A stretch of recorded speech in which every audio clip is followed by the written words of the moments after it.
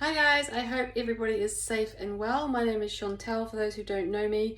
Today I'm going to be showing you how to make some hot cross buns just in time for Easter. So hot cross buns. So obviously we need some flour. Strong flour is best. I've just had a delivery of my favourite Gilchesters.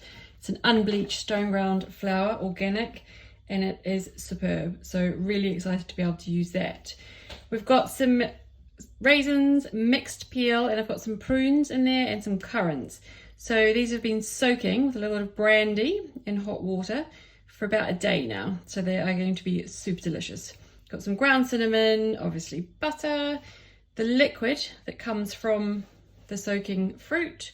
Got some spice mix here, so I've got some fresh ginger, bay leaves, cloves, cardamom, and nutmeg, which I'm going to grate. I've got some milk, some yeast, eggs, brown sugar, and then just a pinch of salt, and we should be pretty much ready to go.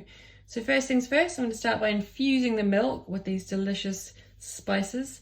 We're going to bring that up to the boil and then leave it to infuse for about an hour, strain it off, and that's what we're going to use as part of the liquid for the hot cross buns.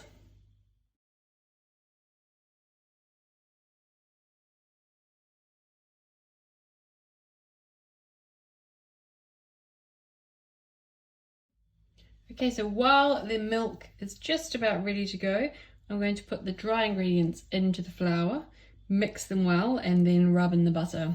So we've got the dried yeast, the ground cinnamon, soft brown sugar, and a good pinch of salt.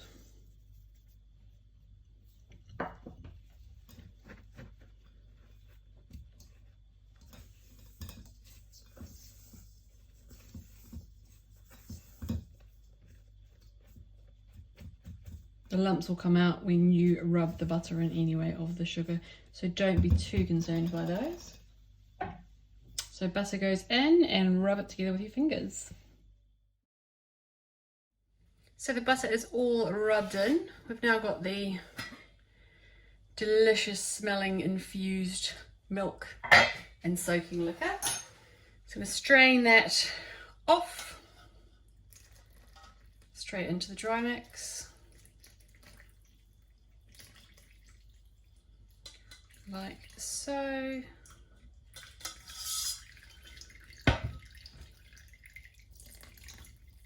You may ask why I used ground cinnamon but not ground anything else. I think it just adds a bit more flavour, and also it just gives it a beautiful little colour which you expect from a hot cross bun.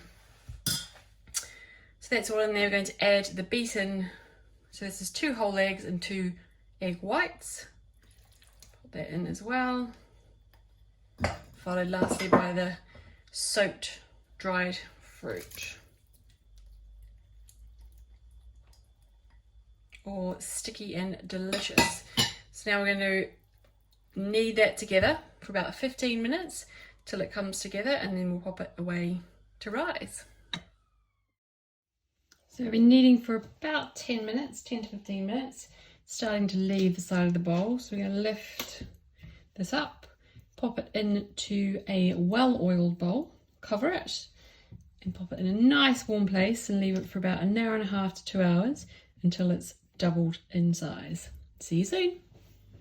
Okay, so this has had a lovely long prove. It smells absolutely delicious. So now we're going to pop it onto the bench, roll it into kind of a rectangle shape, and then cut the buns accordingly.